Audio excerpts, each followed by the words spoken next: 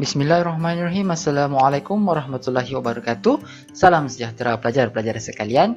Hari ini kita akan belajar mengenai bab 5 yang bertajuk Sebatian Karbon. Untuk hari ini kita akan mempelajari subtopik 5.1 pengenalan sebatian karbon sahaja. Dan pada kelas akan datang kita akan mempelajari pelbagai lagi contoh sebatian karbon seperti hidrokarbon, alkohol, lemak dan juga minyak sawit. So, stay tune dan dengar penjelasan cikgu dengan teliti. Apa yang dimaksudkan dengan sebatian karbon? Sebatian karbon bermaksud sesuatu sebatian ataupun bahan yang mengandungi unsur karbon di dalamnya. Kalau kamu masih ingat, pada tahun lepas kita pernah belajar mengenai jadual berkala. Jadual berkala ini adalah satu jadual yang meletakkan semua unsur yang ada di muka bumi ini di dalamnya. Dan karbon merupakan salah satu unsur yang terdapat di dalam jadual berkala. Seperti yang kamu dapat lihat pada slide ini, karbon disimbolkan dengan huruf C. Karbon ini mempunyai nombor nukleon sebanyak 12 dan juga nombor proton 6. Kalaulah kamu ingat, harap-harap kamu ingat ya.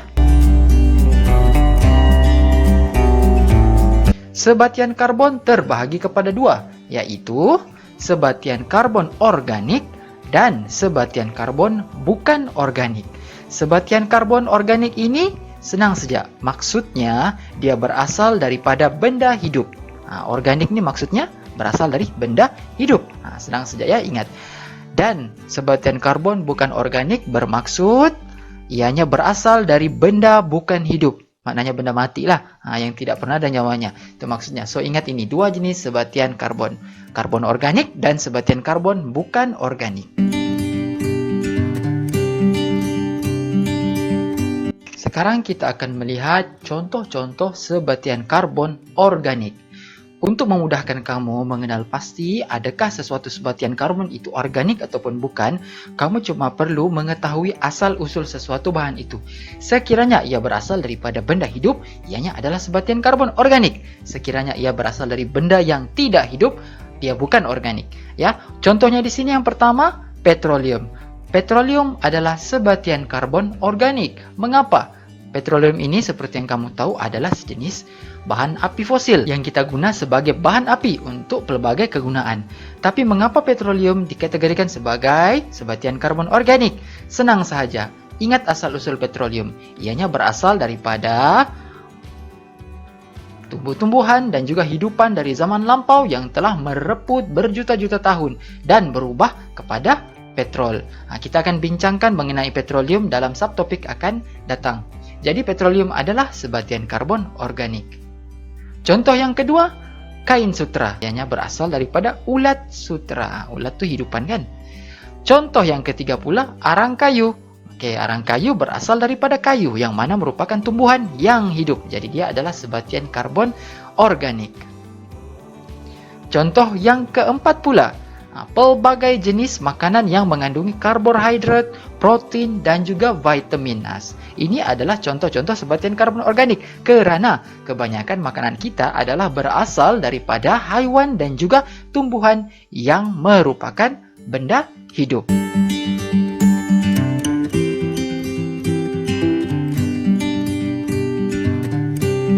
Seterusnya kita beralih kepada sebatian karbon bukan organik. Contoh yang pertama, contoh yang paling terkenal, yang paling mudah, gas karbon dioksida. Mesti kamu biasa dengar kan, gas karbon dioksida ini adalah gas yang kita hembuskan semasa kita berespirasi. Dan juga gas yang diperlukan oleh tumbuhan untuk fotosintesis. Ianya juga adalah gas yang boleh menyebabkan kesan rumah hijau sekiranya dibiarkan terlalu banyak di atmosfera kita. Karbon dioksida ini adalah sejenis sebatian karbon bukan organik kerana dia adalah berasal daripada benda bukan hidup. Contoh yang kedua pula ialah sebatian karbonat. Satu contoh sebatian karbonat yang ada di persekitaran kita ialah kalsium karbonat. Antara contoh kalsium karbonat yang biasa kita jumpa ialah mutiara. Walaupun mutiara ini berasal daripada siput yang merupakan benda hidup, akan tetapi mutiara ini adalah berasal daripada kalsium karbonat yang mana merupakan sebatian karbon yang bukan organik. Contoh yang kedua pula, masih lagi kalsium karbonat. Contohnya di sini marmer. Yang biasa kita letak di lantai kamu tuh kan. Marmer adalah contoh sebatian karbon bukan organik karena ianya bukan benda hidup. Contoh yang di sini cikgu letak batu kapur. Batu kapur yang ada pada bukit-bukit, gunung-gunung tuh kan. Banyak di persekitaran kita. Itu adalah satu contoh sebatian karbon bukan organik.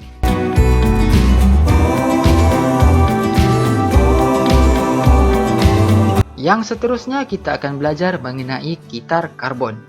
Jika pada bab sebelum ini, bab 2 kalau cikgu tidak silap, kamu sudah belajar mengenai kitar nitrogen. Bagaimana kandungan gas nitrogen di dalam atmosfera itu berlaku secara kitaran untuk mengekalkan kandungannya di dalam atmosfera. Dan pada kali ini kita akan melihat bagaimana gas karbon dioksida di atmosfera kita dikekalkan kuantitinya melalui beberapa proses yang berlaku secara kitaran. Kita akan lihat satu persatu. Dengar baik-baik penjelasan cikgu. Yang pertama sekali ialah melalui pembakaran bahan api. Jika kamu masih ingat, sekiranya proses pembakaran berlaku, asap akan dibebaskan bersama-sama dengan gas karbon dioksida dan banyak lagi hasil sampingan lain. Contohnya, pembakaran bahan api fosil akan membebaskan gas karbon dioksida ke atmosfera kita. Begitu juga halnya dengan pembakaran minyak kendaraan, enjin kendaraan, pembakaran sampah sarap, dan banyak lagi. Selain daripada bahan-bahan kimia yang lain, gas karbon dioksida adalah antara hasil utama yang akan dibebaskan ke atmosfera kita.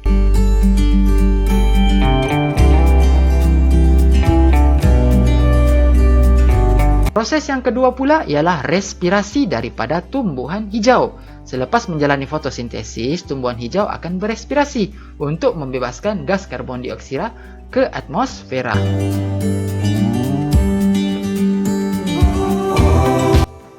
Begitu juga dengan haiwan. Selepas haiwan memakan tumbuhan maksudnya, dia akan menjalani respirasi dan membebaskan gas karbon dioksida ke udara.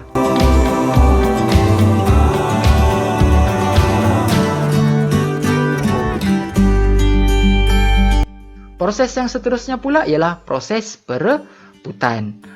Apabila tumbuhan dan juga haiwan mati, termasuk manusia, ianya akan masuk ke dalam tanah, menjalani proses perebutan dan akan membebaskan gas karbon dioksida ke atmosfera sebagai hasil.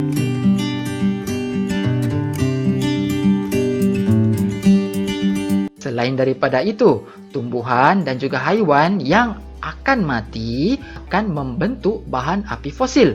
Contohnya petroleum, gas asli, dan juga arang batu. Proses ini mengambil masa berjuta-juta tahun, tetapi ianya akan mampu menghasilkan bahan api fosil yang mana akan digunakan semula sebagai bahan api untuk membebaskan semula gas karbon dioksida ke atmosfera.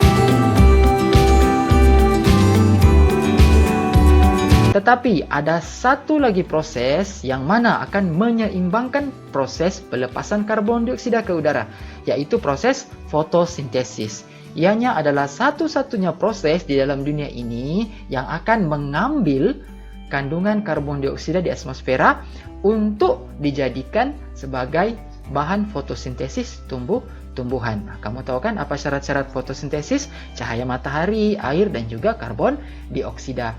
Jadi, kamu dapat lihat sejak dulu lagi kita sudah belajar betapa pentingnya tumbuhan, kerana tumbuhan sahajalah hidupan yang mengambil karbon dioksida yang berbahaya nih daripada atmosfera kita untuk diimbangkan kuantitinya di dalam atmosfera. Sekiranya kuantiti tumbuhan semakin berkurangan, apa yang akan berlaku kepada bumi kita? Bersama kita fikirkan.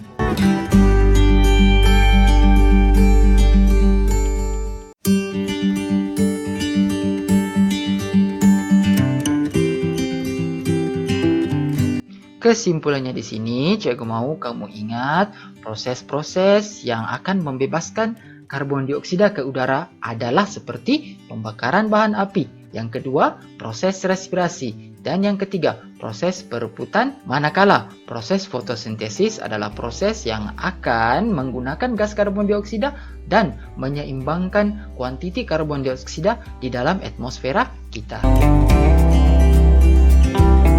Demikian saja untuk hari ini. Cikgu harap kamu dapat memahami penjelasan cikgu dan dapat membuat bacaan susulan sebagai ulang kaji kamu di rumah. Jangan lupa laksanakan tugasan yang cikgu berikan di dalam grup WhatsApp. Teruskan belajar. Salam Ramadan dan take care. Goodbye. Assalamualaikum warahmatullahi wabarakatuh.